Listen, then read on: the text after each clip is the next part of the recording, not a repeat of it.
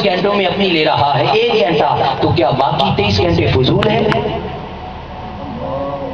باقی 23 گھنٹے فضول لمحے ہیں؟ نہیں. ارے جس نے اس انسان کو پیدا کیا، ساری کائنات کو انسان کے لیے بنایا، اس انسان میں کچھ نہیں، اس کائنات میں کوئی نکمی چیز پیدا نہیں کی، تو انسان کیسے نکما ہوگا؟ پھر وہ 24 گھنٹے عبادت کیسے بنیں گے؟ بڑی توجہ طلب بات. بابا ذرا غور کرو. اس نے کہا آؤ مجھے منانا ہے، سچے دل سے 1 گھنٹہ ہی آ جاؤ، مان جاؤ.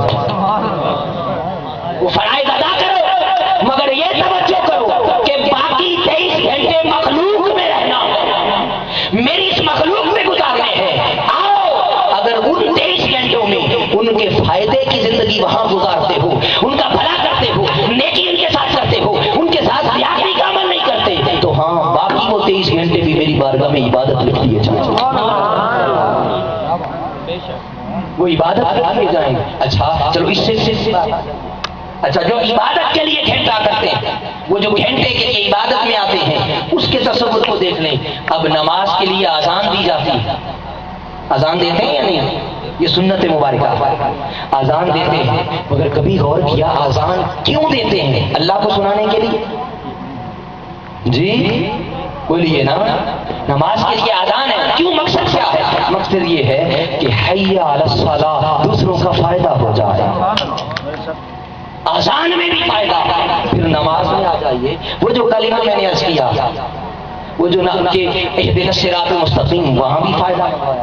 پھر اب بات کو ختم کر رہا ہوں. وہ جو سلامتی کا سوال تھا کہ مالک اب قبرستان تو سارے نہیں جاتے، قبرستان تو سارے نہیں جاتے.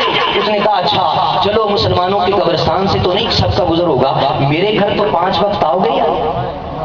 مالک آئیں گے. فرمایا آؤ میری بارگاہ میں جو سجدہ کرو گے، مجھے جھکو گے، میری بندگی کا اظہار کرو گے، ارے وہ عبادت بھی عبادت نہیں بنے گی کہ جب تک مصطفیٰ کی امت پر سلام نہیں کرتا. مصطفیٰ کی امت کا بھلا نہیں. کیسے ہے؟ اب اتحیات میں جب بیٹھتے ہیں اور آخری سلام سے پہلے اب کیا پڑھتے ہیں؟ جو اتحیات میں پڑھتے ہیں السلام علیکہ ایھا النبی ورحمۃ اللہ، آقا کی بارگاہ میں سلام، اور اس سلام کے ساتھ السلام علینا، ہم پر سلامتی ہو. تو ہم سے مراد اہلیان چوکازم ہے، اہلیان لیا ہے؟ بولیے. اس نا سے مراد جس نے اسلام قبول کیا، جو چلا گیا وہ بھی، جو ہے وہ بھی، جو آئے گا وہ بھی. ارے اس سے اچھا دین اور اچھا ہے.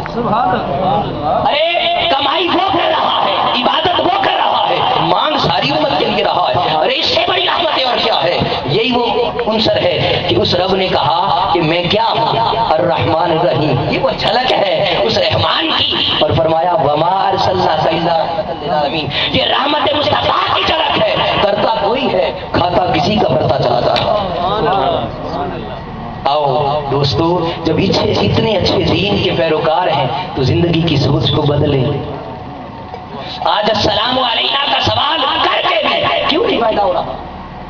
کیوں نہیں بڑھا رہا؟ اس لیے کہ نیتوں میں فائدہ نہیں رہا، زندگی کے تصور میں فائدہ نہیں رہا. باہر نکلتے تو لوٹنے کی بات ہوتی ہے، لالچ کی بات ہوتی ہے، دھوکے کی بات ہوتی ہے، دوسرے کو دکھ دینے کی بات ہوتی ہے، سکھ کا تصور ہی نکل گیا.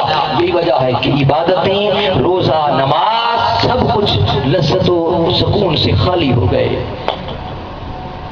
دوستو آئیے، اگر چاہتے ہیں کہ یہ زندگی بدل جائے، موت سب کو آنی ہے، موت کو یاد کرنے یہاں بیٹھے ہیں. آؤ اگر چاہتے ہو بدل جاؤ، چاہتے ہو فائدے والی زندگی ملے تو دوسروں کا فائدہ چاہا کرو، دوسروں کا بھلا چاہا کرو، دوسروں سے نیکی کیا کرو، اور اسی سے